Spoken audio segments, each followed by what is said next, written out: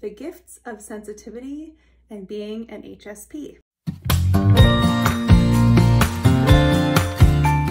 Hi, this is Amy Lajeunesse from Highly Sensitive Parenthood, and today I'm talking on the topic of the gifts of sensitivity and being an HSP. So my goal at Highly Sensitive Parenthood is to empower highly sensitive children, parents, and families to enjoy the gifts of their sensitivity and minimize some of the challenges that come along with it.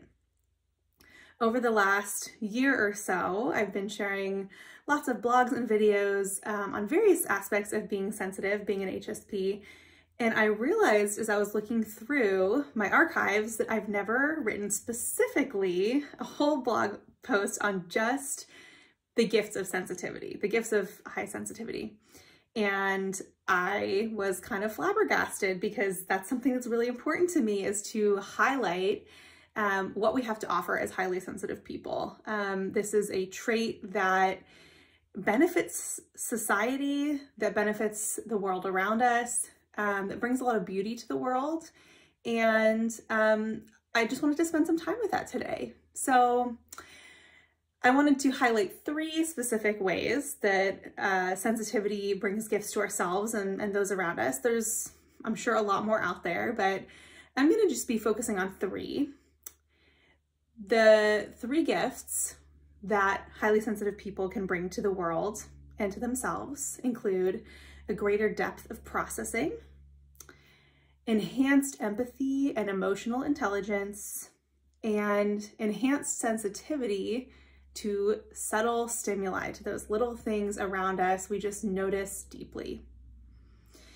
So I'm going to go into depth on each of these topics a little more. So let's start with greater depth of processing. So like I said, we tend to think more deeply than people who are non-HSPs. Again, this is sort of a tendency, not like a hard and fast rule. But we take a little bit more time to process usually. We notice situations from a variety of perspectives. We're able to see nuance and just see things more broadly.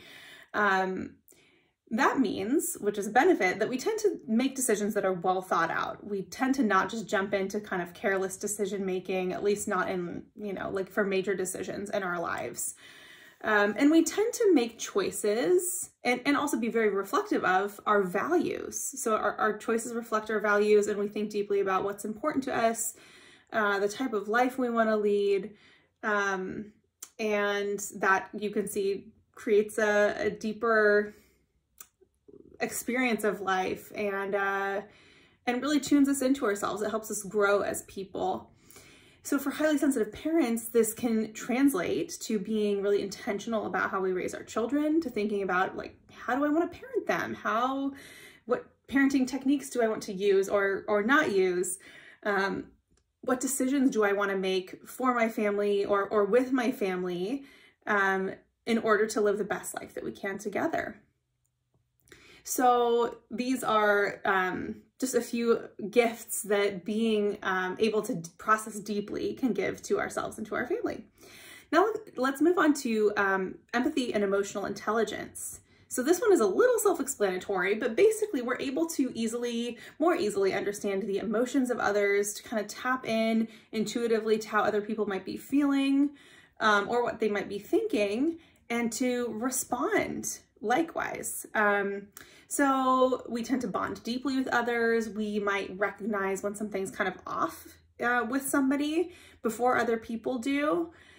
And for parents in particular, this can translate to a really deep connection with their children, kind of being in tune with their kids. So kind of noticing something's not quite right here emotionally, or like they seem upset. And maybe even beyond they seem upset, I can tell they're embarrassed, or I can tell they have hurt feelings. So we're able to kind of latch on to what our kids might be thinking. Not that we're always right, but that we have a good sense of it usually. Sometimes we can help them understand it more deeply. So especially for younger kids who might just be like, I'm mad, we can help them understand, yes, they're mad, but the root of that is that they are hurt, or they're disappointed, or they're frustrated. So we can give them language around more nuanced emotions, which is so helpful I mean, we can see as adults how helpful it is, let's say in a relationship with a partner or a coworker. If you just approach somebody and you say you're mad at them, there's not much to go off of there. Whereas if we say, I'm frustrated by this project, or I'm hurt that you said this, wow, there's a lot more room to have a conversation there and to resolve the situation. So that's a real gift we can give to our children. So just empathy in general, you know, it can be a challenge as well. We can over empathize. We can take on too much, certainly, but it's important to see it for the gift that it is. Lastly, we have this enhanced sensitivity to subtle stimuli. So what that means is that we're attuned to the small details in the world around us.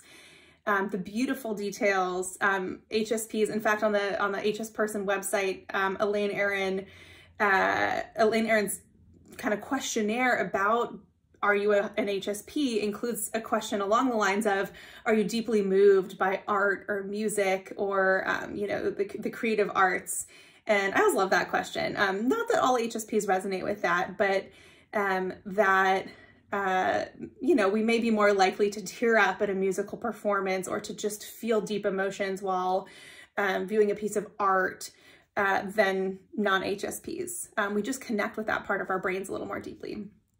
So that's a kind of a fun part of it. We're able to just enjoy these sensory experiences more deeply.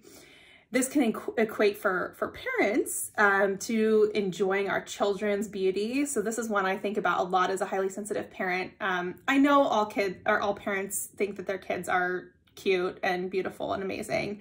So I'm not sure, maybe all parents feel like I do about my kids, but even in moments where I'm like, oh, they're so annoying, or I'm frustrated, or I'm exhausted, it's fairly easy for me to tap into just a deep enjoyment and pleasure of their physical and just their personal beauty. Like, it's not even just aesthetics, although, you know, the little freckles on their noses and their eye color and just the softness of their skin, it just feels very, it's a part of parenthood that feels very rewarding for me, and that it's a way that I feel really connected with my kids.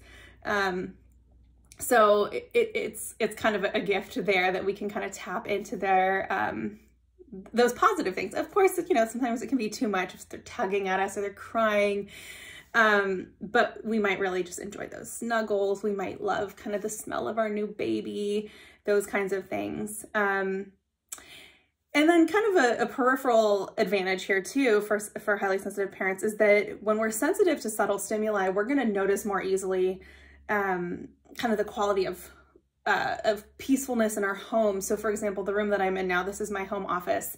And I was kind of able to design it myself, which I'm very grateful for.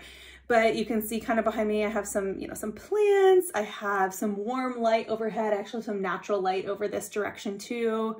I have some art that's kind of these soft muted colors. And this room feels very calming to me. So for many highly sensitive parents, I mean, it can be a struggle too with little ones, because there's lots of baby clutter and toddler preschooler toys and stuff like that.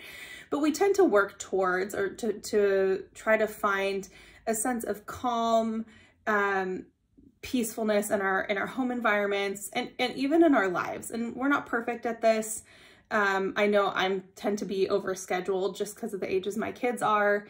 And I could set better boundaries, but we're aware of, you know what, I'm working towards this ideal, something that feels calmer, something that feels really nourishing for myself and for my family. So you can see how I'm kind of just scratching the surface of the gifts of being highly sensitive, and particularly being a highly sensitive parent here. But just as a reminder, our depth of processing, our empathy and emotional intelligence, and our sensitivity to those little things, those subtle stimuli, are all gifts that we can offer ourselves and offer our families as highly sensitive people and parents. So there you have it. There's just a few gifts that we have. I also recognize this trait, the HSP trait, turns up differently for everybody. So I may have glossed over something that is really an integral part of your experience and something you feel is a gift that's related to being highly sensitive. Or you might just not resonate with one or more of the things that I said, and that's totally fine. We all experience sensitivity differently. It's kind of, snowflake-like in that way. But I'd love to hear your thoughts on this. What connected with you? Are there things that you'd like to add to the conversation? Feel free to do so in the comments or by contacting me. And of course, if you're interested in digging deeper into your high sensitivity and how it shows up as a parent or in your child's life or just in your family's life, there's plenty of resources available at highlysensitiveparenthood.com. For more resources, including our signature Highly Sensitive Parenthood online course, visit highlysensitiveparenthood.com.